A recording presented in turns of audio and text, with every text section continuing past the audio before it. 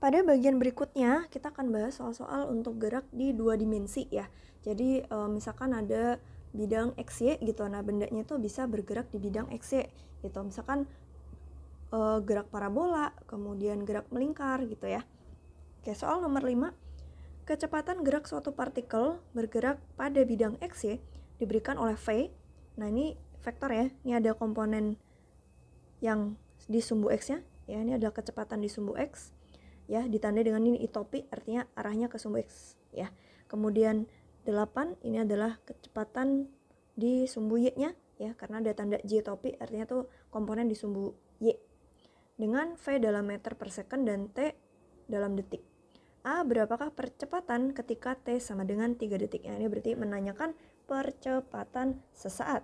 Ingat pada bagian sebelumnya bahwa percepatan sesaat adalah percepatan di waktu tertentu, dihitung dari turunan kecepatan terhadap waktu.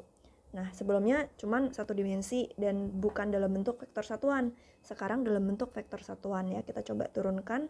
Berarti turunan terhadap waktu dari 6T min 4T kuadrat I topi plus 8J topi.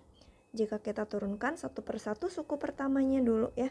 6T diturunkan jadi 6, 4T kuadrat jadi 4 kali 2T ya, I topi. 8 diturunkan 0 ya, karena konstan. Maka kita dapat percepatan fungsi waktunya adalah 6 min 8T I topi saja. Ya, berarti ternyata hanya ada percepatan di sumbu X saja. Nggak ada percepatan sumbu Y, karena terlihat juga di sini kecepatannya konstan di sumbu Y-nya. Oke, tinggal cek aja di T sama dengan 3. Maka percepatannya akan sama dengan ya, dalam bentuk vektor satuan sebesar 6 min 8 kali 3 I topi, berarti sama dengan 6 dikurang 24 ya. Jadi minus 18 I topi. Nah, ini artinya percepatannya itu adalah sebesar 18 meter per sekon kuadrat. Nah, tanda minus ini menandakan bahwa arah percepatannya itu ke sumbu X negatif gitu ya. Oke, berikutnya B. Kapan, jika mungkin, percepatan partikel 0? Mungkin nggak percepatan partikelnya 0? Ya tinggal kita cek aja. Bisa nggak ini itu sama dengan 0 gitu. Ya, di sumbu Y-nya udah pasti 0 gitu kan. Nah, kita tinggal cek nih percepatan di sumbu X-nya. Ya, berarti apakah ini bisa sama dengan 0? Nah, kita cek ada T yang memenuhi nggak?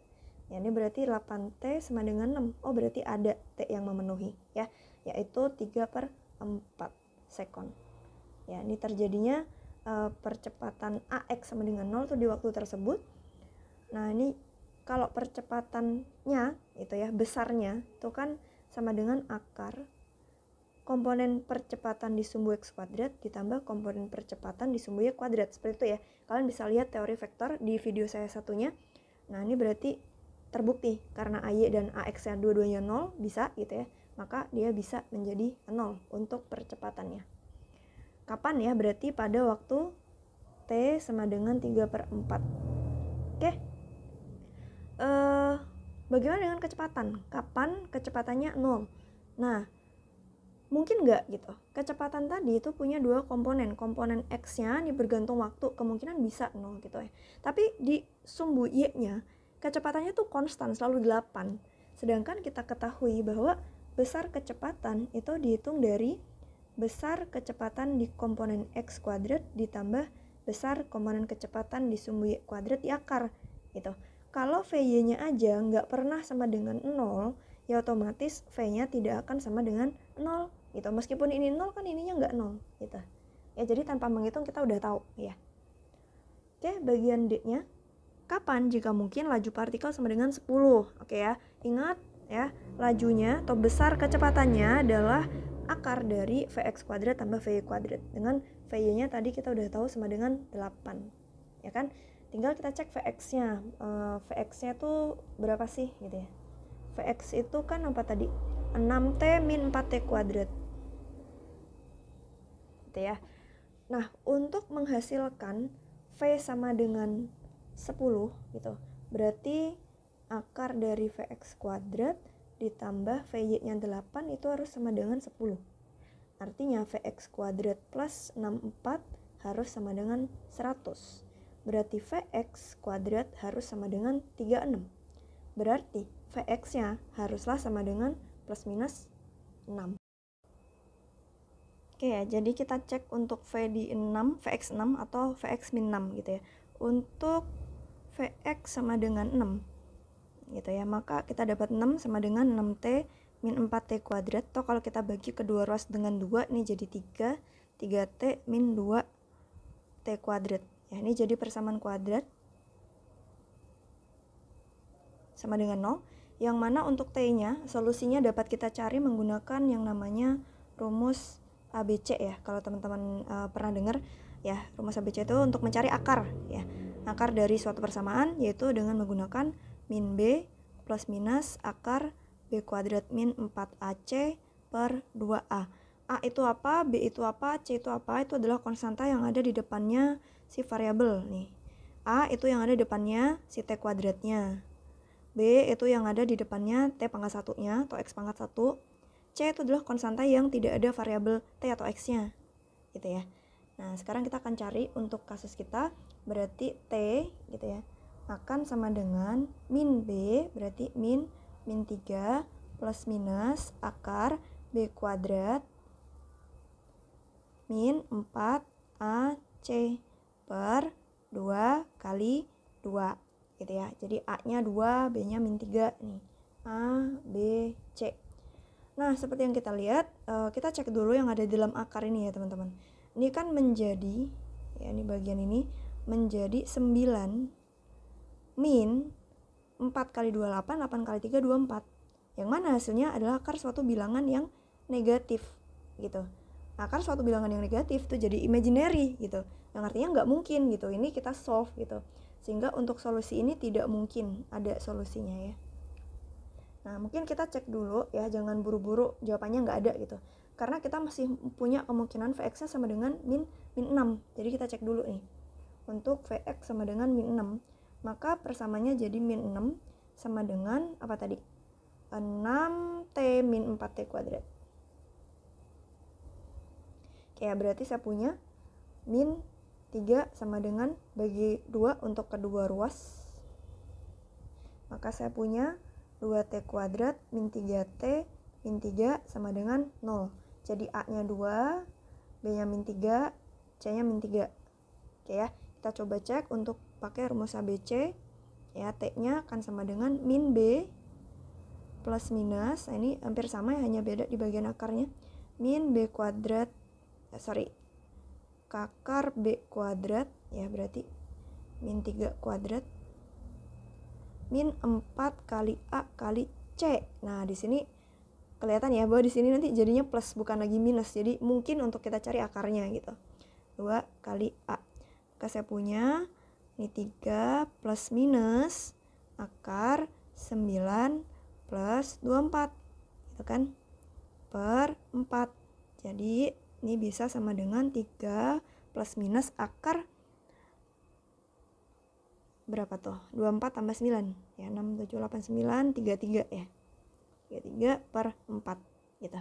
Nah, berarti T-nya nih ada dua kemungkinan, bisa jadi 3 plus akar 33 per 4 atau 3 min akar 33 per 4. Akar 33 itu berapa? Akar 25 aja 5 gitu kan.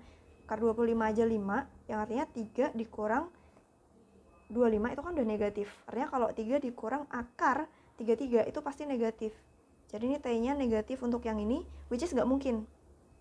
Kenapa? Karena untuk partikel yang kita tinjau itu startnya dari T0 ke atas gitu ya, atau T-nya lebih dari 0 itu. Kalau minus berarti kan membicarakan masa sebelumnya itu, sebelum pergerakan ini terjadi.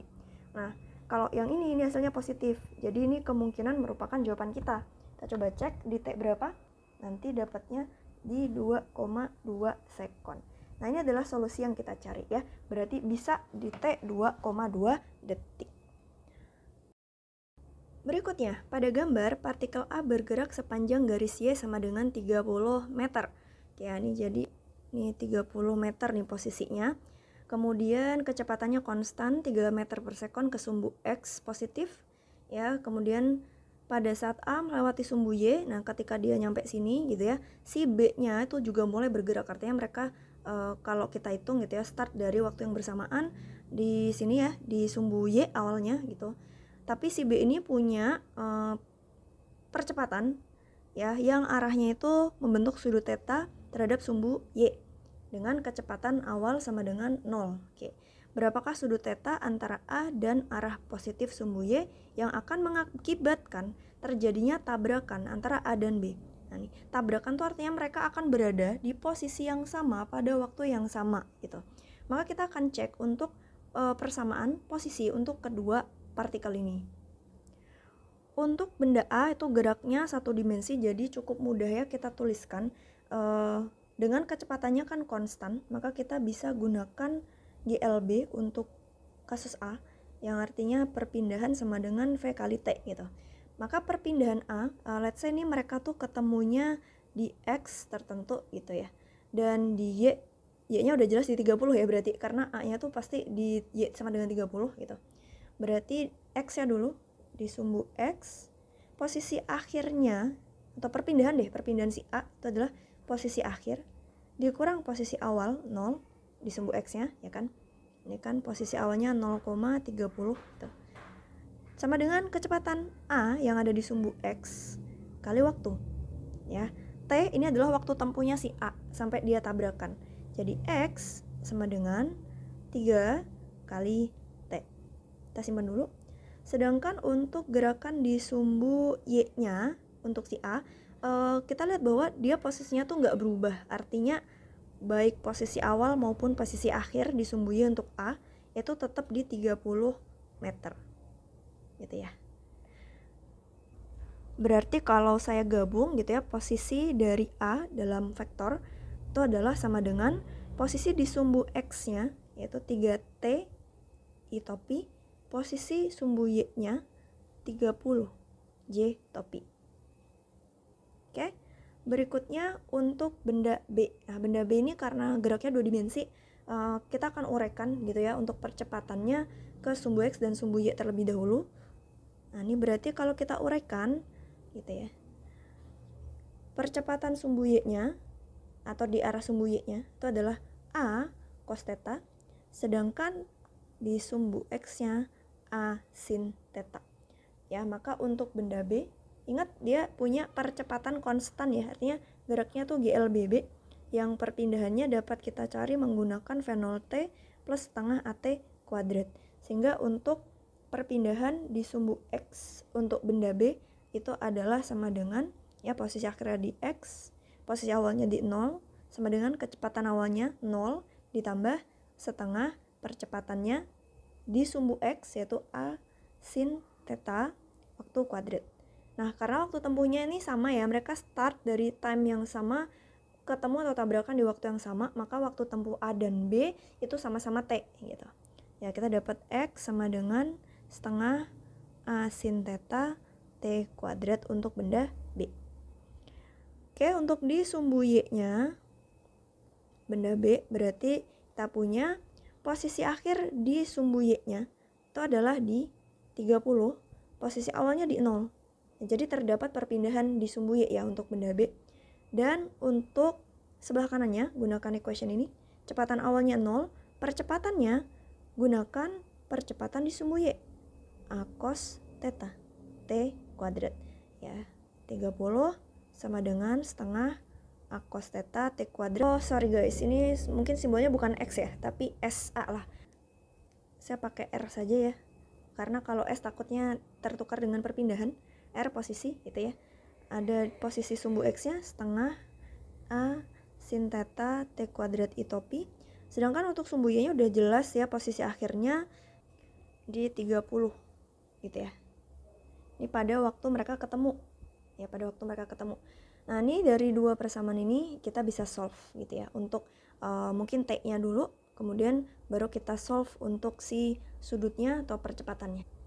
Oh, percepatannya udah ada ding ya, 0,4. Berarti kita masukin aja ya 0,4 di sini. 0,4. Ini ya 0,4 per 2 atau 0,2 ya. Ini 0,4. Oke.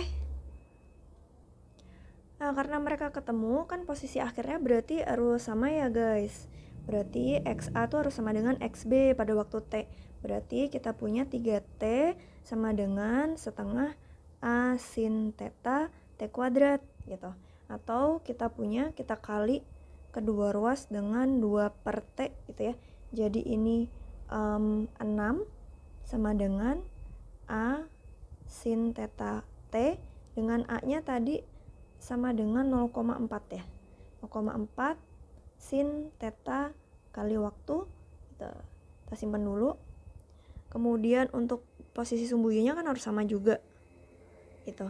YA-nya 30, YB-nya kita pakai aja yang ada waktunya ini ya, teman-teman ya. Ini YB-nya. Jadi posisi YB kan di setengah A cos theta T kuadrat, yang mana sama-sama 30 gitu. Ini kita masukkan 30 setengah 0,4 cos theta T kuadrat, berarti kita dapat 30 sama dengan 0,2 cos theta T kuadrat. Nah, dari sini kita bisa solve ya. Kita bisa substitusi T-nya gitu ya. Dari sini kan T sama dengan 6 per 0,4 sin theta. Kita masukkan ke sini. 30 sama dengan 0,2 cos theta 6 kuadrat. Ya, hati-hati T kuadrat. 0,4 kuadrat sin kuadrat theta. Maka kita punya 30 sama dengan 0,2 kali 36 bagi 0,4 kuadrat ya. Ini 45 ya, berarti 45 cos theta sin kuadrat theta. Nah, dari sini nanti kita bisa dapat sudutnya. Oke, caranya seperti apa? Ini kita perlu melakukan otak-atik sedikit modifikasi. Kita ingat identitas bahwa sin kuadrat theta plus cos kuadrat theta itu sama dengan 1. Berarti sin kuadrat theta itu sama dengan 1 min cos kuadrat theta. Nah, kita substitusikan ke sini. Berarti kita bagi kedua ruas dengan 45 lah ya. Jadi 30 per 45 sama dengan 1 cos theta per 1 min cos kuadrat theta. Ini kita sederhanakan dulu, 30 per 45 itu kan jadi 2 per 3 ya. Sama dengan cos theta per 1 min cos kuadrat theta. Kita kalikan silang, jadi kita punya 2 min 2 cos kuadrat theta sama dengan 3 cos theta. Nah, ini jadi persamaan kuadrat dari cos theta ya. Jadi 2 cos kuadrat theta, kita pindah ruas ke kanan, sama dengan 0 gitu ya. Plus 3 cos theta min 2 gini ya. Nah, jadi ini adalah A, ini adalah B, ini adalah C. Nah, kita bisa solve cos theta dengan rumus ABC seperti pada soal sebelumnya menggunakan min B ya. Min B-nya adalah 3 plus minus akar B kuadrat min 4AC per 2A. Jadi kita punya min 3 plus minus akar 9 plus 16 gitu ya, dibagi dengan 4, dimana 9 tambah 16 adalah 25.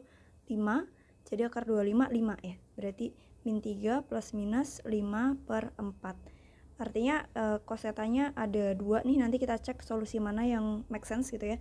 Ada min 3 plus 5 per 4 gitu ya, atau 2 per 4 atau setengah. Bisa juga min 3 plus min 5 per 4, min 2 ya berarti ya, min 2.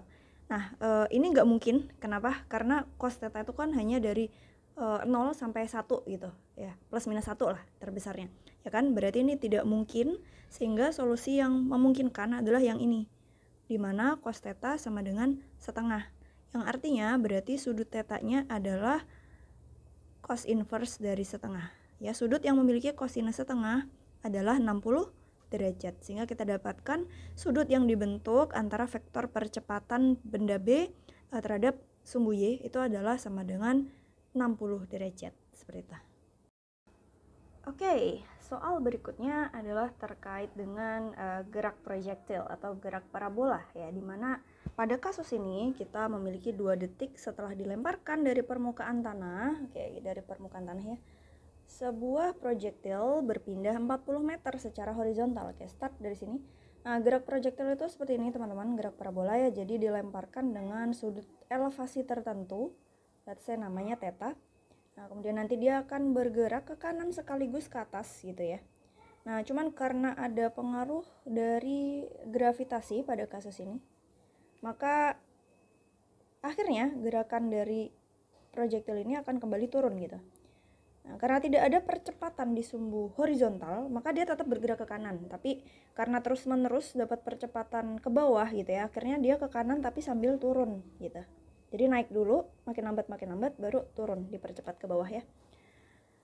Nah, basically gerak parabola ini adalah gabungan dari gerak GLB dan GLBB ya, di 2 sumbu horizontal dan vertikal. Nah, benda tadi berpindah 40 meter setelah 2 sekon ya. Jadi pada T sama dengan 2, ya dia berpindah secara horizontal, let's say ini sumbu X gitu ya. Ini sumbu Y ke atas sebesar 40 meter dan berpindah secara vertikal 53 meter di atas titik peluncurannya ya. Jadi diukur, let's say di sini kita ambil pusat koordinat 0,0. Berapakah komponen A horizontal dan B vertikal dari kecepatan awal proyektil itu ya yang ditanyakan. Pada saat proyektil mencapai ketinggian maksimum di atas permukaan tanah, seberapa jauh ia dipindahkan secara horizontal. Oke. Pertama kita akan identifikasi teman-teman pada gerak proyektil gitu ya. Dia dilemparkan dengan suatu kecepatan awal. Nah, gerakan parabola atau proyektil itu dapat kita bagi jadi kedua sumbu gitu ya. Ada komponen di sumbu horizontalnya atau sumbu X dan gerakan di sumbu vertikal gitu. Pada sumbu X terdapat kecepatan awal sebesar V0 cos theta dan pada sumbu vertikal ada kecepatan awal sebesar V0 sin theta. Let's say ini namanya adalah V0X, ini namanya adalah V0Y. Nah, seperti yang kita lihat di sini, bahwa gerakan pada arah horizontal atau ada pada arah X itu tidak ada percepatan gitu ya, nggak ada gaya yang bekerja padanya di arah horizontal. Sehingga apa yang terjadi? Maka kecepatan pada arah X itu akan konstan. Ya, makanya dia selalu bergerak ke kanan gitu, tidak berbalik ke kiri. Sehingga di sini berlaku gerakan GLB gitu ya, gerak lurus beraturan, sehingga kalian boleh menggunakan equation pada gerak GLB yang misalkan perpindahan gitu ya. Perpindahan pada gerak GLB adalah sama dengan kecepatan dikali waktu. Nah, ini berlaku gitu ya. Kemudian gerakan di arah vertikal atau arah Y-nya, kita ketahui bahwa di sini ada pengaruh gravitasi sehingga ada percepatan di sumbu Y yang nilainya adalah sama dengan percepatan gravitasi yang arahnya ke bawah. Oke, sehingga di sini tuh percepatannya konstan, artinya geraknya adalah gerakan GLBB, yang mana kalian sekarang boleh menggunakan equation perpindahan untuk GLBB, yaitu perpindahan sama dengan kecepatan awal dikali waktu plus setengah percepatan waktu kuadrat, yang mana kita ketahui kecepatan arah Y-nya nanti bisa dicari gitu ya dari penguraian gitu, kali waktu, percepatannya kita tahu ke bawah ya, jadi minus 9,8. Oke ya, jadi ini adalah perpindahan di sumbu X-nya, ini adalah persamaan perpindahan di sumbu Y-nya. Nah, itu kemudian tidak hanya perpindahan, untuk GLBB di sini bisa kalian gunakan semua equation-nya ya. Misalkan ada equation yang VY sama dengan V akhir sama dengan V awal plus percepatan kali waktu. Nah, kalian bisa gunakan juga di sini. Jadi VY sama dengan V0Y plus minus ya, karena percepatan gravitasinya ke bawah. Ini juga boleh nanti digunakan kalau perlu gitu. Atau misalkan apa yang V kuadrat gitu ya. Ini VF kuadrat sama dengan VI kuadrat plus 2AS. Ini juga boleh dipakai. Berarti kecepatan akhir kuadrat sama dengan kecepatan awal kuadrat. Ini percepatannya negatif ya, jadi minus 2G perpindahan di arah Y. Nah, ini semuanya boleh dipakai ya untuk gerakan arah Y. Nah, basically dari persamaan-persamaan ini nanti akan kita turunkan untuk mendapatkan nilai-nilai yang dicari pada soal gitu ya. Contoh yang pertama kita akan tuliskan persamaan perpindahannya gitu karena dikasih tahu perpindahan ya. Untuk gerakan di sumbu horizontalnya ya, perpindahannya tadi adalah 40 meter ya setelah 2 sekon ya. Setelah T 2 sekon maka pada arah X berlaku 40 ke kanan ya. Makanya positif ya perpindahannya ya dari 0 ke 40 gitu. Sama dengan Vx yang kita belum tahu berapa ya. Atau V0x sama aja kali waktunya 2. Nah, dari sini kita dapat informasi bahwa kecepatan awal pada sumbu X-nya adalah 20 meter per sekon. Oke, kita dapatkan untuk jawaban dari soal A berarti ya, komponen horizontal dari kecepatan awal. Bagaimana dengan komponen vertikalnya? Nah, kita bisa substitusikan ke perpindahan di sumbu Y-nya gitu ya. Pada T 2 sekon, maka delta Y-nya atau perpindahan di sumbu Y-nya tadi dia bilang adalah 53 ya. Berarti 53 sama dengan kecepatan awal kali waktu min setengah 9,8 T kuadrat. Berarti kita punya 53 sama dengan 2V0Y min ini 2 kuadrat dibagi 2 berarti 2 ya. 2 kali 9,8 adalah 16. 9 kali 2 18. 19,6 ya. Oke, dari sini kita dapatkan V0Y nya. Berarti V0Y adalah sama dengan 53 plus 19,6 bagi 2, yang mana sama dengan 36,3 meter per sekon. Oke, kita dapatkan komponen kecepatan awal di sumbu vertikalnya. Oke, kemudian bagian C-nya. Pada saat proyektil mencapai ketinggian maksimum gitu ya di atas permukaan tanah, seberapa jauh ia dipindahkan secara horizontal. Nah, jadi nih ya, dia tuh at some point, at some time gitu ya, dia akan mencapai ketinggian maksimum. Ya, jadi tadi kan bolanya itu kalau kita lihat gerakan arah vertikalnya gitu. Dia naik ke atas dengan kecepatan awal, kemudian diperlambat sama gravitasi. Jadi makin lambat untuk kecepatan arah vertikal. Hingga pada akhirnya di sini kecepatan arah vertikalnya tuh menjadi sama dengan 0 gitu ya. Jadi berhenti sesaat. Sebelum akhirnya dia akan jatuh kembali ke bawah ya, dipercepat oleh gravitasi. Nah, artinya kita ketahui bahwa di ketinggian maksimum itu kecepatan vertikalnya akan sama dengan 0. Yang mana itu akan menjadi guide kita untuk mencari ini ketinggian maksimalnya, atau bisa juga untuk mencari waktu yang diperlukan untuk mencapai Hmax itu berapa gitu ya. Kemudian kita nanti kalau sudah dapat waktu, kita bisa cari ini jaraknya berapa gitu ya. Nah, ini adalah setengah dari jangkauan maksimum teman-teman ya. Jadi ini karena simetris, ini kalau dia nyampe sini, ini namanya jangkauan maksimum, jarak sumbu X ya, jarak pada arah X maksimalnya. Nah, ini kalau dia mau cari X di Hmax gitu ya, berarti adalah setengah dari X max. Nah, kita mau cari ini berapa gitu untuk soal B. Soal C ya. Nah, pertama kita cek dulu kapan dia bisa mencapai Hmax gitu ya. Si proyektil gitu ya, proyektil akan mencapai Hmax pada saat Vy sama dengan 0 ya. Maka kita bisa gunakan persamaan kecepatan di mana Vy adalah V0y min gt gitu ya, yang tadi kita sudah bahas. Dengan ini sama dengan 0. Nah, T-nya ini adalah berarti waktu hingga dia mencapai Hmax. Gitu kan? Ini V0y-nya tadi kita sudah dapat 36,3 min 9,8 T hingga mencapai Hmax.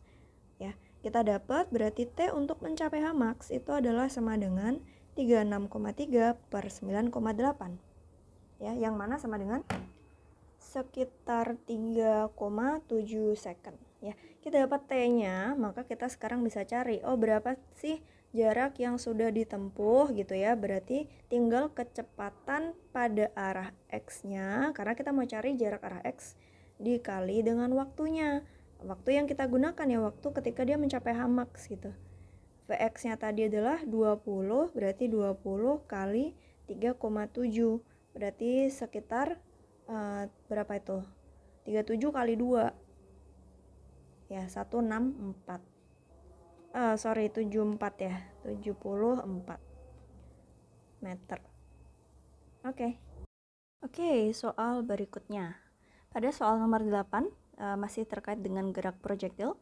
Sebuah pesawat terbang menukik dengan kecepatan tetap pada sudut 53 derajat terhadap vertikal. Menukik ini saya asumsikan menukik ke bawah ya. Jadi kalau ini sumbu vertikal, saya bayangkan gambarnya seperti ini ya.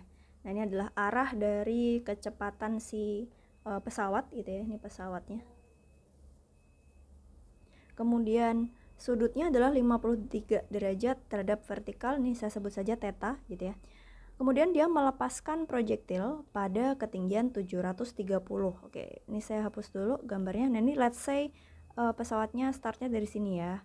Startnya dari sini pada ketinggian H 730 meter, kemudian melepaskan proyektil pada ketinggian tersebut. Nah, berarti proyektilnya karena dia awalnya itu ikut bergerak bersama pesawat, maka si proyektil ini juga akan memiliki kecepatan awal yang besarnya adalah sama dengan kecepatan pesawatnya. Jadi kecepatan awal dari proyektil sama dengan kecepatan si pesawat. Proyektil tersebut mengenai tanah 5 sekon setelah dilepaskan. Nah, ketika ini pesawatnya kan terus bergerak ke sana. Tapi si proyektilnya karena ada pengaruh gravitasi ini maka akan terbelokkan gitu ya. Akan dipercepat oleh gravitasi ke bawah sehingga akhirnya dia menukik atau jatuh gitu ya. Jatuh ke bawah. Nah, kemudian ditanyakan berapakah kecepatan pesawat tersebut. Oke, kita tuliskan terlebih dahulu apa saja yang diketahui. Pertama, terkait dengan perpindahannya, karena kita tahu jaraknya dari permukaan tanah, kemudian waktu ketika dia mengenai tanah. Seperti biasa, kita bagi geraknya menjadi dua sumbu, gerakan di sumbu horizontal atau sumbu X dan gerakan sumbu Y. Di sumbu X tidak ada percepatan ya, sehingga ini adalah gerakan GLB. Sedangkan di sumbu Y ini adalah gerakan GLBB. Ya, artinya percepatannya konstan sebesar gravitasi ya, percepatan gravitasi. Oke, ambillah arah X positif ke atas, arah X positifnya ke kanan gitu ya. Nah, ini jadi koordinat 0,0 dan sumbu Y positif itu ke atas gitu ya. Nah, jadi kalau kita tuliskan gitu, perpindahan pada sumbu Y-nya karena kita tahu ketinggian akan sama dengan kecepatan awal di sumbu Y kali waktu plus setengah percepatan di sumbu Y T kuadrat ya, sesuai dengan aturan GLBB. Perpindahannya adalah posisi akhir dikurang posisi awal, di mana posisi akhirnya dia mendarat gitu ya, berarti di ketinggian 0, sedangkan posisi awalnya ada di H, yaitu 730. Kecepatan awalnya, nah ini kita dapat uraikan gitu ya dari sini. Kita punya komponen kecepatan yang vertikal itu adalah berarti V cos theta, sedangkan untuk komponen kecepatan yang horizontal adalah V sin theta, seperti itu ya.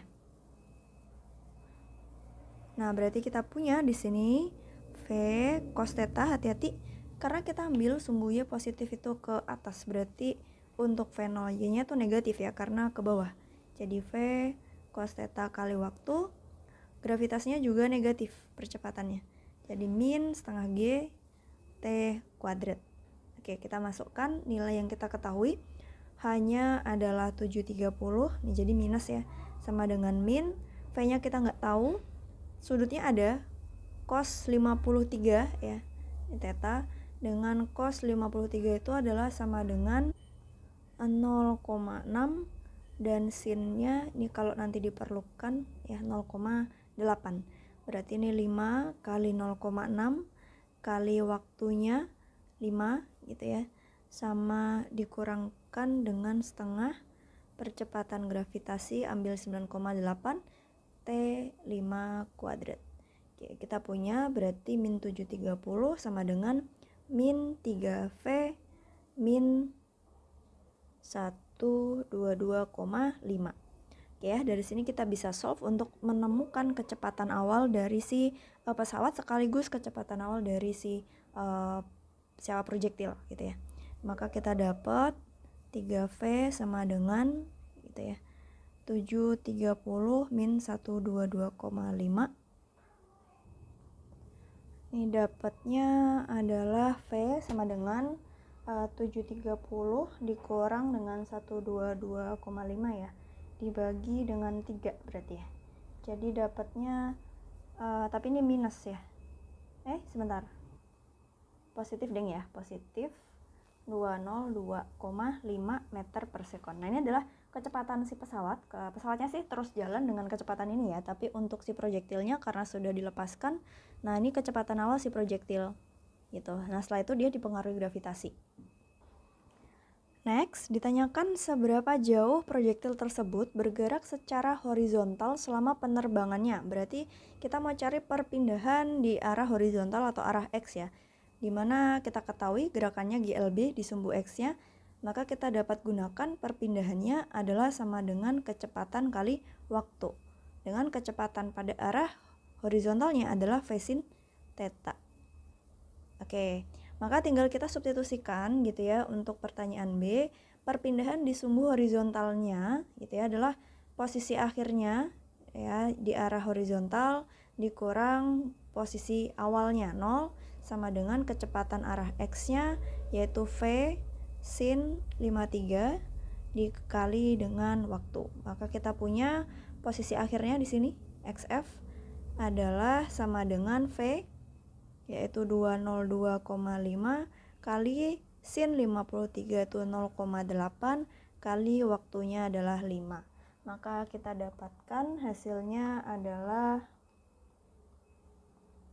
sama dengan 810 meter. Ya berarti dia sudah menempuh jarak 810 meter ke arah sumbu X positif ya atau ke arah horizontal sampai pada akhirnya dia menyentuh tanah.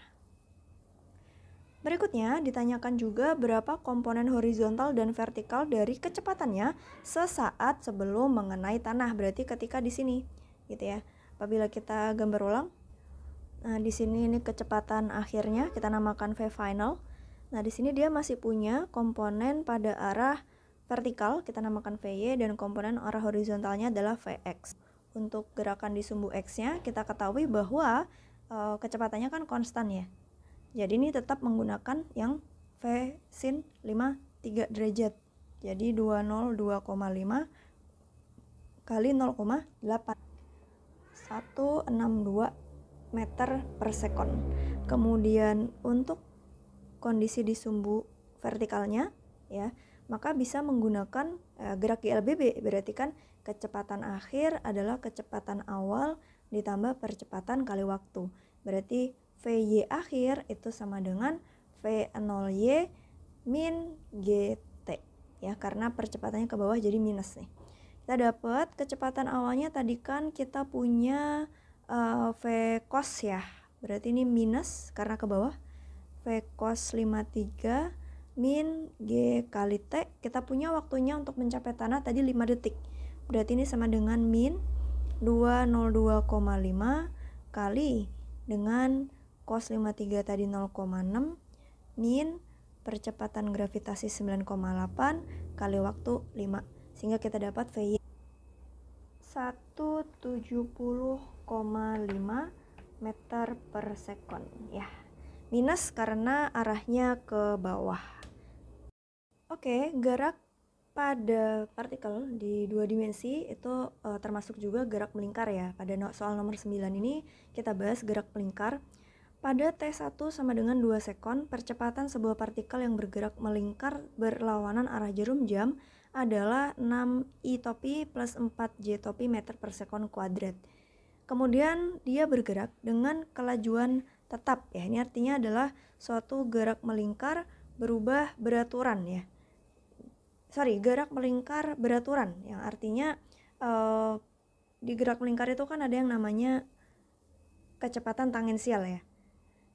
Nah, kecepatan tangensial ini untuk gerak melingkar beraturan nilainya tidak berubah ya, jadi kelajuan tetap, tapi arahnya akan senantiasa berubah gitu.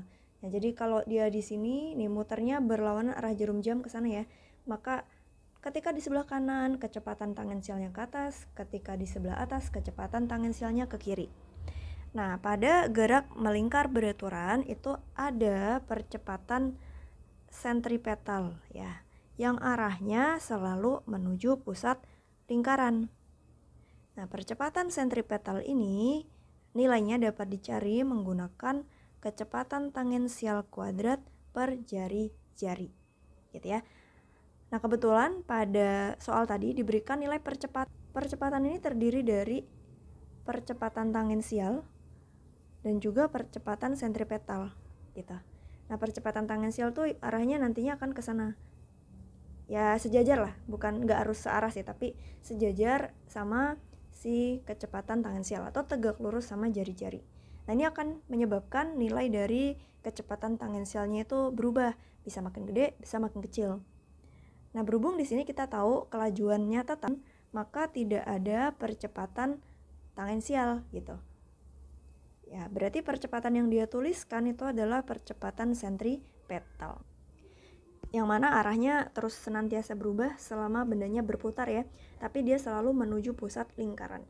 Nah, ditanyakan berapakah jari-jari lintasan yang ditempuh jika T2 dikurang T1 itu kurang dari 1 periode. Berarti gerakan memutarnya itu tidak nyampe 1 putaran gitu. Pertama kita akan cek gitu ya, bagaimana arah vektor antara percepatan yang di T1 sama di T2. Kita bisa gunakan dot product. Nah, kita kalikan secara dot untuk percepatan di T1 dan di T2. Maka kita dapat hasilnya adalah 6 kali 4, 24, min 4 kali 6, 24, yaitu sama dengan 0. Nah, ingat bahwa ketika suatu atau dua vektor yang kita dot product kan ternyata hasilnya 0, itu menandakan bahwa mereka saling tegak lurus ya. Berarti di sini A1 dan A2 vektornya itu adalah saling tegak lurus. Ya, dengan sedikit sketch ya, ini A1 ya dengan komponen horizontalnya 6 dan komponen vertikalnya 4. Pusat rotasinya itu ada di sekitar sini gitu kan. Nah, kalau ini gerakannya melingkar seperti ini, berarti kira-kira itu di sekitar sini ya si partikelnya. Kemudian habis itu yang A2 tuh arahnya adalah ke kanan bawah gitu ya. Nah, itu berarti karena tegak lurus gitu ya. Ini kan nih untuk A1 ya, dan A2 nya berarti kira-kira di sini karena tegak lurus kan ya, A1 A2 gitu, karena saling tegak lurus ya, ingat ya tadi saling tegak lurus. Nah, berarti dalam selang waktu dari T1 hingga T2, ingat dari soal dikatakan melingkarnya itu adalah counterclockwise atau berlawanan arah jarum jam. Berarti ini bergeraknya ke sini set gitu ya. Nah, kalau ini tegak lurus berarti ini kan seperempat putaran gitu ya. Seperempat putaran berarti yang dia sudah tempuh itu adalah 3/4 putaran gitu ya. Nah, dari sini kita ketahui berarti dalam selang waktu T1 hingga T2 ya, atau T2 min T1 itu berarti adalah waktu 3/4 putaran atau 3/4 periode ya. Periode kan waktu untuk satu putaran. T2 nya tadi adalah berapa? 5 ya. 5, kemudian T1 nya 2 ya, 5, 2 sama dengan 3/4 T, berarti saya punya 3 sama dengan 3/4 T, berarti periodenya adalah 4 sekon. Setelah kita memiliki periode, nanti kita dapat cari jari-jari dengan menghubungkan percepatan sentripetal dengan periode ini gitu. Kita tahu tadi bahwa percepatan sentripetal itu sama dengan kecepatan tangensial kuadrat per jari-jari, atau kita juga ketahui ya bahwa kecepatan tangensial adalah sama dengan kecepatan sudut dikali dengan jari-jari ya pada gerak melingkar. Kecepatan sudut adalah 2pi per periode gitu. Dalam gerak melingkarnya adalah kecepatan sudut ya. Maka dengan begitu kita dapat percepatan sentripetal itu dapat kita cari dengan omega kuadrat R atau 4pi kuadrat per periode kuadrat ya kali jari-jari. Berarti saya punya 4pi kuadrat per 4 kuadrat R, sehingga kita punya R itu adalah sama dengan 4 bagi 4 ya. Jadi 4 per pi kuadrat 4 ASP per pi kuadrat. Berarti untuk mencari R, kita perlu mencari percepatan sentripetalnya nilainya berapa. Hal itu dapat kita lakukan dengan mudah karena kita sudah punya komponen dari percepatan sentripetal, maka besar percepatan sentripetalnya tinggal kita gunakan komponen di sumbu X kuadrat, komponen sumbu Y kuadrat, ditambah kemudian di akar ya. Oke, kita ambil untuk A1 misalkan, komponen di sumbu X-nya itu adalah 6, sedangkan komponen di sumbu Y-nya, ya kita lihat kembali, ini ya, 6, kemudian komponen sumbu Y-nya 4. Ya, berarti 6 kuadrat plus 4 kuadrat, akar 36 plus 16, jadi akar dari 52. Ya. Yang mana hasilnya adalah sekitar 7,21 meter per sekon kuadrat. Oke, kita dapat masukkan ke dalam R, berarti R sama dengan 4 kali 7,21 per pi kuadrat, maka kita dapatkan hasilnya sekitar 2,9 meter. Ya, 2,93 meter ya. Oke. Berikutnya soal nomor 10 adalah terkait dengan gerak relatif ya. Jadi gerak relatif di sini sebetulnya kita akan membahas tentang posisi, kecepatan atau percepatan benda yang relatif ya, tergantung siapa pengamatnya dan bagaimana pengamatnya gitu. Di sini kita punya dua mobil, dua jalan raya berpotongan seperti pada gambar. Kemudian pada saat yang ditunjukkan, mobil polisi P ya berada pada jarak DP dari pusat koordinat atau persimpangan. Ya, kita ambil persimpangannya sebagai pusat koordinat. Kecepatannya adalah 80 km per jam. Ya, pengemudi M berada pada jarak DM 600 meter dari persimpangan ada di sumbu Y dengan bergerak kecepatannya 60 km per jam. A dalam notasi vektor satuan berapakah kecepatan pengemudi terhadap mobil polisi. Sebelum ke situ kita akan tuliskan terlebih dahulu gitu ya. Kecepatan dari mobil polisi dan si pengemudi M dalam vektor. Nah, ini adalah kecepatannya menurut tanah ya, atau menurut kerangka XY yang diam gitu. Maka kita punya VP itu adalah sama dengan minus VP-nya 80 km per jam. Nah, ini karena sumbu X-nya kita ambil ke kanan gitu ya. Maka di sini minus ya, I topi kilometer per jam gitu. Kemudian berarti untuk VM adalah karena sumbu Y positif ke atas maka ke bawah negatif, VM-nya 60 J topi kilometer per jam. Untuk masuk ke gerak relatif saya jelaskan sedikit bahwa di sini misalkan ya kita punya dua pengamat.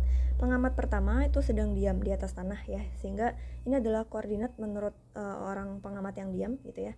Jadi ini adalah disebut sebagai kerangka diam. Kemudian yang kedua, misalkan di sini saya punya box atau mungkin kereta atau mobil gitu ya yang sedang bergerak dengan kecepatan misalkan V box terhadap atau V kereta terhadap kerangka diam gitu ya, terhadap tanah gitu. Kemudian di situ ada pengamat yang diam gitu ya, yang duduk di dalam keretanya. Nah, menurut pengamat ini ya sumbu koordinatnya disebut X aksen, Y aksen gitu misalkan. Nah, kerangka ini sedang bergerak ke kanan ya dengan kecepatan yang tadi kita sebutkan. Di dalam kereta misalkan ada sebuah bola yang sedang bergerak gitu. Nah, bola ini kita bisa tuliskan gitu posisinya. Posisinya misalkan kita tulis sebagai X gitu ya. Posisi dari bola atau objek gitu ya. Menurut kerangka yang diam terhadap kerangka diam atau tanah gitu ya, itu dapat dihubungkan dengan seperti ini, akan sama dengan posisi dari objek terhadap kerangka yang bergerak alias si keretanya gitu ya. Nah, ini kan posisinya ya, ini posisi menurut kerangka geraknya gitu ya, kerangka geraknya. Kemudian akan ditambah dengan ini nih. Nah, jadilah ini posisi dari objek terhadap kerangka diam. Nah, ini yang ini adalah posisi dari kerangka geraknya terhadap kerangka diam gitu ya. Jadi sama dengan ini ditambah dengan posisi dari si kerangka gerak menurut kerangka diam gitu. Nah, jadi dapat kita lihat ya bahwa posisi dari objek terhadap kerangka diamnya itu adalah sama dengan posisi dari kerangka gerak terhadap kerangka diam ditambah dengan posisi dari objek terhadap kerangka gerak. Nah, kita ingat bahwa kecepatan itu adalah turunan dari posisi terhadap waktu, maka sebetulnya jika kita turunkan kedua ruas terhadap waktu gitu ya, kita akan dapatkan hubungan kecepatan gitu ya. Nah, berarti kecepatan objek menurut kerangka diam itu akan sama dengan kecepatan objek menurut kerangka gerak ditambah dengan kecepatan dari kerangka gerak terhadap kerangka diam. Nah, begitu juga kalau misal kita nanti cari percepatan gitu ya, maka tinggal kita turunkan terhadap waktu. Jadi percepatan dari objek menurut kerangka diam sama dengan percepatan dari objek menurut kerangka gerak ditambah percepatan dari kerangka gerak terhadap kerangka diam. Oke, nah kita tinggal gunakan hal ini untuk kasus kita. Nah, kasus kita tadi itu adalah kita ditanya kecepatan pengemudi terhadap mobil polisi. Mobil polisinya sendiri itu bergerak, artinya si polisi ini adalah menjadi kerangka geraknya. Kemudian pengemudi M itu adalah menjadi objeknya. Nah, kerangka diamnya apa? Kerangka diamnya si XY tadi atau tanah gitu. Maka bagaimana hubungan kecepatannya gitu ya? Berarti kita gunakan ini. Berarti kecepatan mobil M terhadap kerangka diam ya, terhadap tanah berarti akan sama dengan kecepatan mobil M terhadap kerangka gerak, berarti terhadap mobil polisi ditambah dengan kecepatan kerangka geraknya, berarti mobil polisi terhadap kerangka diam, berarti terhadap tanah. Nah, nantinya tinggal kita masukkan. Kecepatan mobil M terhadap tanah itu kita sudah punya dari soal yang tadi kita tulis ya, si Vm min 60 J topi. Kemudian kecepatan mobil M terhadap P itu tadi kita mau cari ya. Ditambah kecepatan mobil polisi terhadap tanah, tadi kita udah cari, yaitu min 80 I. Oke ya, berarti kita dapatkan kecepatan mobil M terhadap mobil polisi adalah sama dengan 80 I topi min 60 J topi. Satuannya adalah kilometer per jam. Oke, berikutnya B. Pada saat yang ditunjukkan pada gambar, berapakah sudut antara kecepatan yang ditemukan pada A, berarti Vm terhadap P, dan garis pandang antara kedua mobil. Nah, garis pandangnya itu ini. Kita ambil arahnya mungkin kayak gini ya. Nih, misalkan nih sebut saja vektor R dari arah M ke P gitu. Dimana R itu berarti kita bisa tulis ya vektornya. Ini kan komponen horizontalnya adalah dP, komponen vertikalnya adalah dm. Berarti vektor R itu adalah sama dengan dP positif ya, ini kan ke sana. Berarti berapa tadi dP-nya? 800 I topi. Sedangkan untuk yang vertikalnya ke bawah ya, karena kita pilihnya R-nya adalah ke kanan bawah. Berarti kita punya min 600 J topi meter. Oke, ini untuk R-nya atau garis pandangnya ya dari M ke P. Dari M ke P kita ambilnya. Nah, kemudian berarti di sini kita tinggal cek aja sudut yang dibentuk oleh R dan VMP ini terhadap sumbu vertikal atau sumbu horizontalnya. Nah, ini kan tadi R-nya kayak gini ya. Dengan ini 800, ini 600 ya. Mungkin gambarnya kurang sesuai. Ya, ini 800, ini 600 gitu. Nah, kita cek misalkan nih sudutnya si R terhadap sumbu Y gitu ya. Maka kita dapat tangen tetanya untuk si R gitu ya, teta R adalah sama dengan 800 ya, depan bagi samping 800 per 600, 8 per 6. Nah, kalau kita lihat si VMP ini, si VMP tuh berarti arahnya gimana? Ini 80 ya, ke kanan bawah juga ya, kanan bawah juga, ke kanan 80, ke bawah 60. Nah, ini teta VMP gitu misal. Berarti dari sini kelihatan bahwa tangan dari tetanya si kecepatan tadi adalah sama dengan depan bagi samping 80/60. Jadi 8/6 juga. Nah, karena di sini tangannya itu sama, ya otomatis sudut antara si garis pandang dengan sudutnya si kecepatan itu sama. Ya, artinya mereka sejajar. Ya, berarti VMP sejajar dengan garis pandang.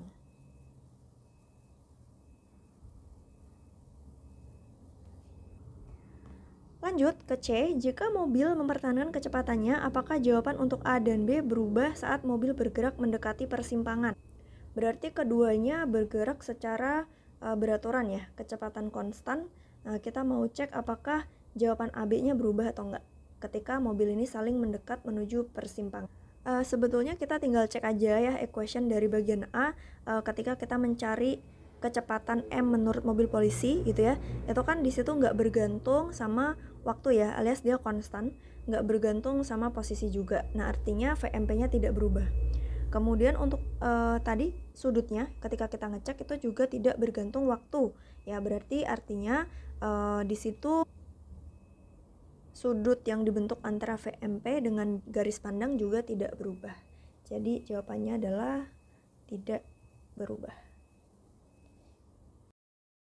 Nah, pada bagian ini kita akan pelajari atau coba ya kerjakan soal-soal dari OSK tahun-tahun sebelumnya. Oke, kita soal pertama. Titik M dan N berada pada garis lurus. Benda A bergerak dari M menuju N. Oke, kita gambar dulu si M dan N ya. Ini M misalkan, ini N. Benda A bergerak dari M menuju N dengan kecepatan awal, let's say V0A, gitu ya, ini V0A. Kemudian percepatannya adalah AA, misalkan berlawanan arah geraknya, berarti ke sini ya, si AA.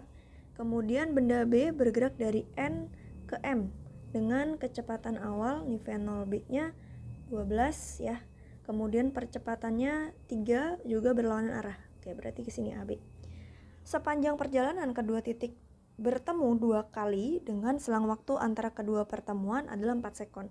Oke, berarti ketemunya 2 kali ya, karena kalau kita bayangin gini, V0A itu kan awalnya ke kanan, tapi karena percepatannya ke kiri, akhirnya makin lama makin lambat gitu, makin lambat hingga akhirnya berhenti, tapi dia di situ masih dipercepat ke kiri. Pada akhirnya si A ini akan berbalik arah ke kiri. Nah, si V0B sebaliknya, awalnya ke kiri, tapi karena diperlambat ke kanan, pada akhirnya dia berhenti, and then suatu saat dia akan balik lagi ke sana karena masih dipercepat dengan AB ke kanan. Anggaplah waktu mereka mulai bergerak itu adalah sama dengan 0, kemudian berarti waktu ketika mereka bertemu pertama kali itu adalah T1 ya, pertemuan pertama,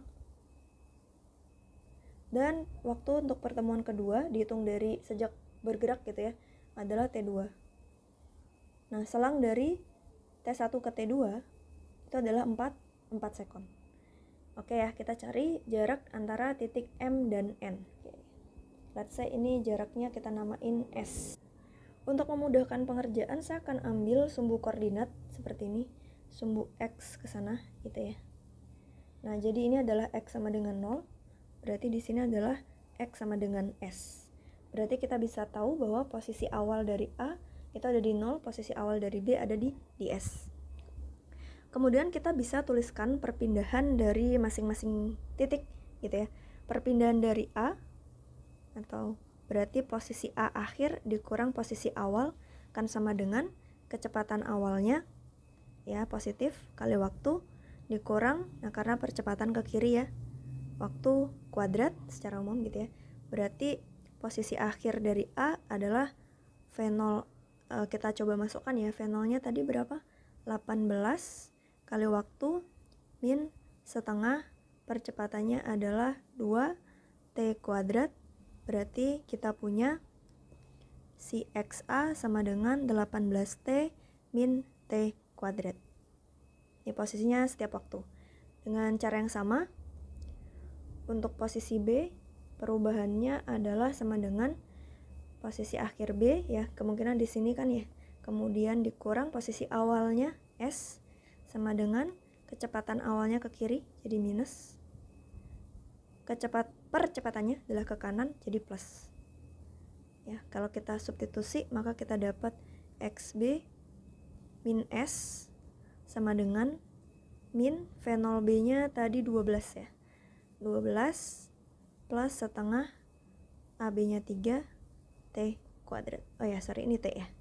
Maka kita punya XB min S sama dengan min 12 T plus 1,5 T kuadrat.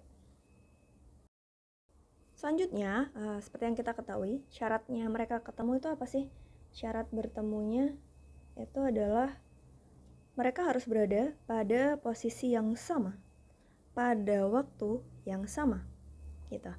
Nah, berarti kita tinggal samakan nih si XA sama si XB. Kita substitusi XA-nya ke dalam XB, maka kita dapat 18T min T kuadrat min S sama dengan min 12T plus 1,5 T kuadrat yang akan memberikan kita suatu persamaan kuadrat gitu ya.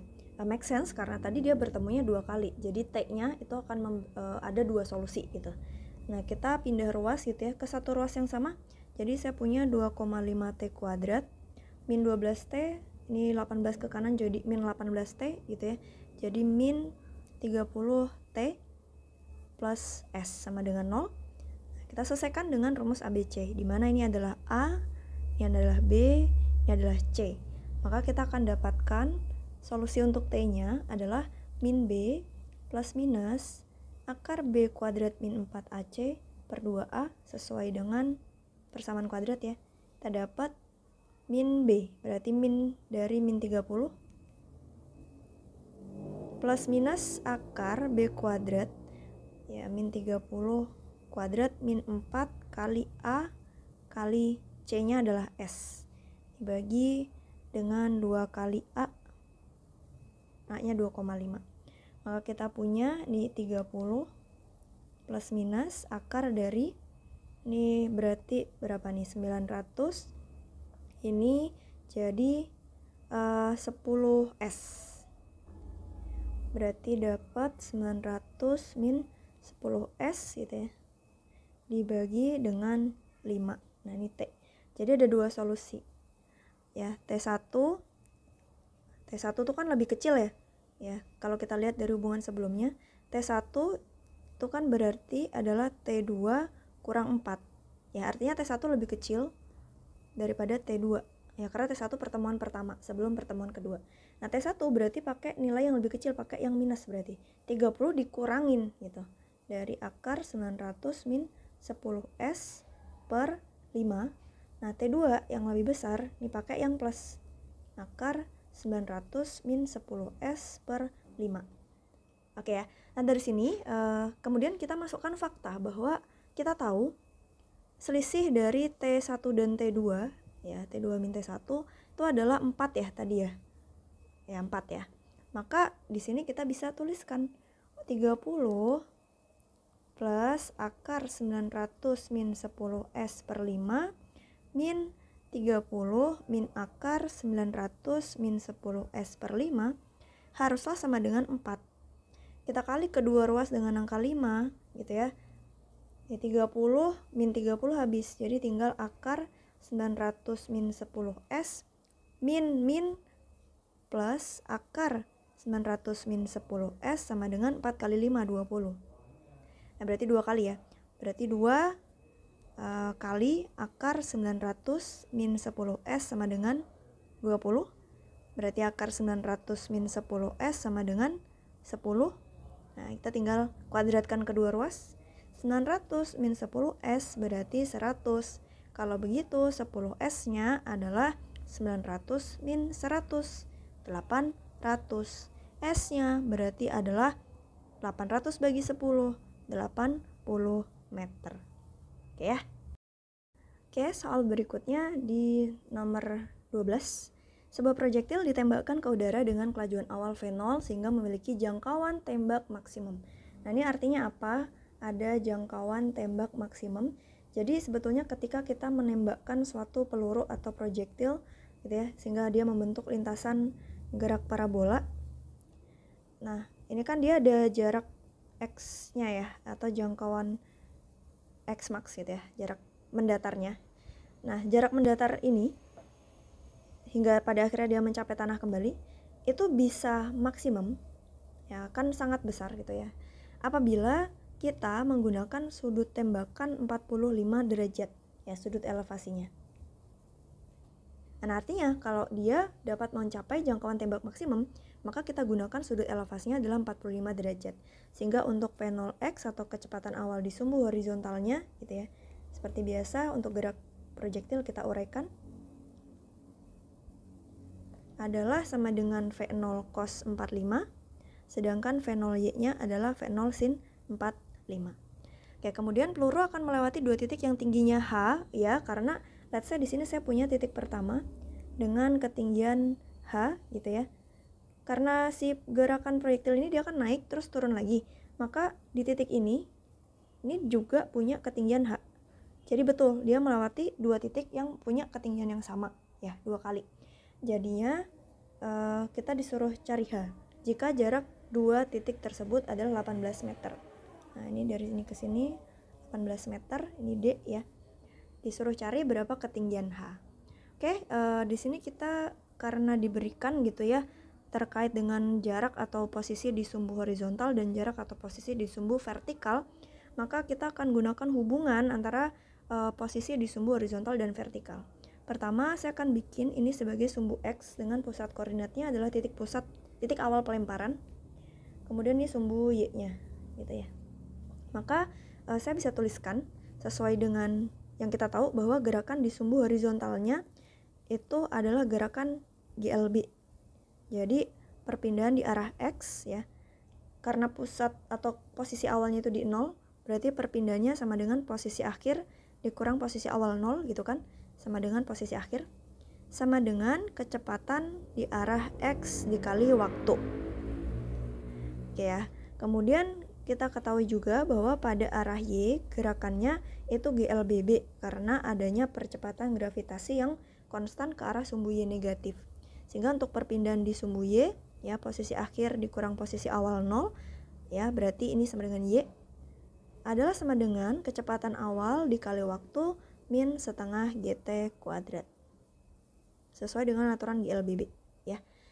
Oke, kemudian di sini kita bisa lihat di soal itu tidak ada ngebahas waktu ya. T-nya nggak ada gitu. Sehingga kita harus hilangkan T itu dari persamaan. Caranya gimana? Kita bisa substitusi aja. Let's say ini persamaan 1, ini persamaan 2, maka dari persamaan 1 kita punya T itu adalah X dibagi V0 X atau V0 cos theta. Maka persamaan 2 dapat kita tulis ulang menjadi Y sama dengan V0Y itu kan V0 sin theta atau 45 ya tadi sudutnya. Kita biarin aja theta dulu. T-nya kita masukin. Min setengah G X kuadrat V0 cos theta kuadrat. Oke. Nah, kita tahu ya tadi V0 bagi V0 ini 1 dan kita tahu tetanya 45 di mana sin dan cosnya itu bernilai sama, yaitu setengah akar 2. Berarti sin theta dibagi cos theta adalah sama dengan 1. Sehingga tersisa Y sama dengan X min setengah GX gitu ya, 2. V0-nya tadi adalah 30, berarti V0 kuadrat itu 900. Cos kuadrat theta berarti setengah akar 2 kuadrat. Menjadi 1/2 gitu ya. Berarti 1/2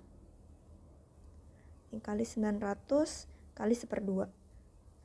Ya, ini dibagi habis. Berarti tersisa Y sama dengan X min GX kuadrat per 900. Nah, kita jadi punya persamaan kuadrat nih. Ya, kita tulis ulang ya menjadi persamaan kuadrat yang bagus. Kita kali kedua ruas dengan 900. Maka saya punya 900 Y sama dengan 900 X min GX kuadrat ya. Berarti GX kuadrat min 900 X plus 900 Y sama dengan 0 ya. Berarti untuk 1Y nah, kita punya dua solusi X ya, yang mana kita bisa cari menggunakan rumus ABC atau mencari akar dari persamaan kuadrat tersebut ya. A ini B, ini C. Dengan Y sama dengan H, itu berarti saya akan punya, pakai rumus ABC ya, X ya, untuk Y sama dengan H, X-nya akan ada 2, yaitu min B plus minus akar B kuadrat min 4 kali A kali C, oke, dibagi 2A. Oke ya, kita gunakan percepatan gravitasi 9,8 meter per sekon kuadrat. Berarti kita dapat X sama dengan 900 plus minus akar 900 kuadrat ya, 810.000 min 4 kali 9,8 kali 900, ini 35.280H dibagi dengan 2G, itu berarti adalah 19,6. Nah berarti X-nya itu kan ada 2 solusi ya, X sama dengan 900 plus akar 810 bla bla bla gitu ya, per 19,6, dan juga ada X yang kedua 900 min bla bla bla per 19,6.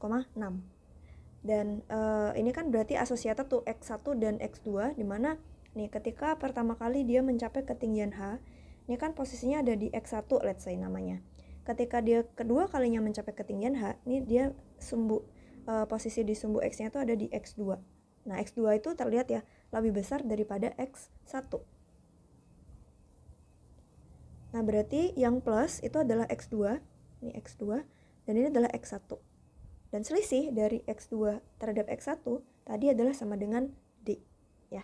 Nah ini kita kurangkan ya, X2 dikurang X1, maka kita akan punya 2 kali akar 810.000 min 35.280H per 19,6 ya. Dan ini nanti sama dengan D. Kalau begitu kita punya akar dari 810.000 min 35.280H adalah sama dengan D-nya tadi 18 ya. Berarti 18 kali 19,6 per 2. Oke. Kita kuadratkan kedua ruas, dapat 810.000 min 35.280H sama dengan, ini dibagi 9 ya. 9 kali 19,6 kita kuadratkan. Jadi ini sekitar 31116,96 gitu ya. Berarti 35.280H kan sama dengan 810.000 min 31116,96 ya. Maka kita dapatkan H sama dengan sekitar 22,1 meter.